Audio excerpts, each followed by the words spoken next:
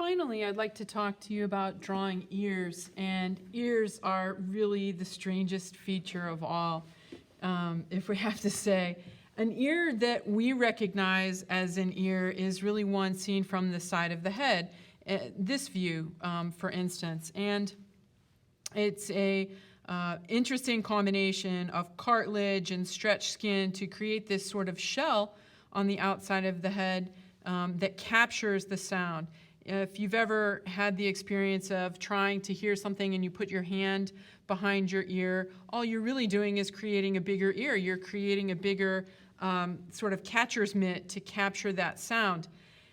It's a really, really fascinating mechanism. When you're drawing the ear, again, there is a little bit of line work here, like with the nose, but a lot of gradual changes as you move across the softer parts of the cartilage.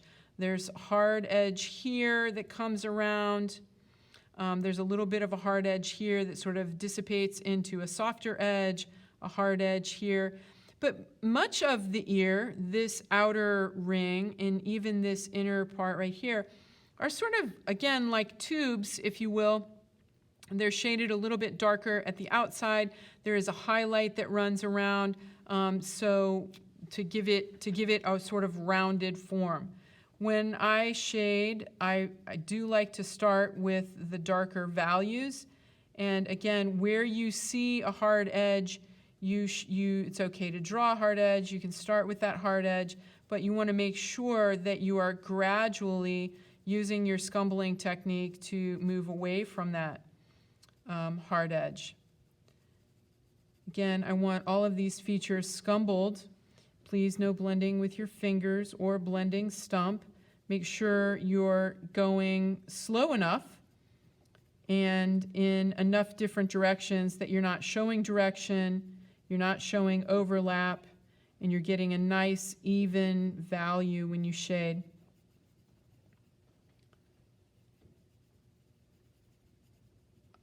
You need to pay attention to how all of those values are changing.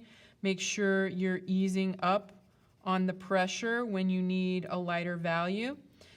You can use your own ears for this assignment. Take a little selfie of your ears.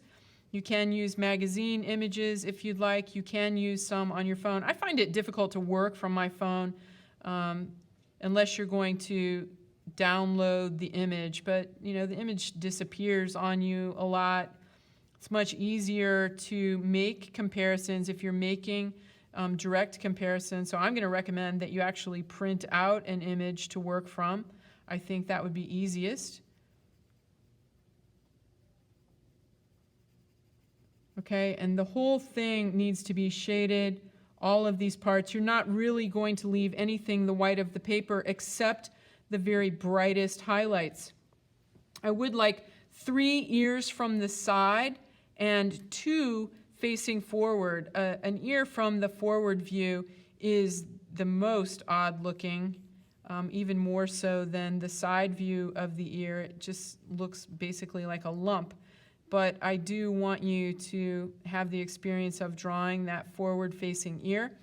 And again, I want them to be life-size, no tiny little ears. I want you to draw full-scale ears. You should be able to get at least 3 features on one side of a page of your sketchbook. You can put the other 2 on the back side if you need to.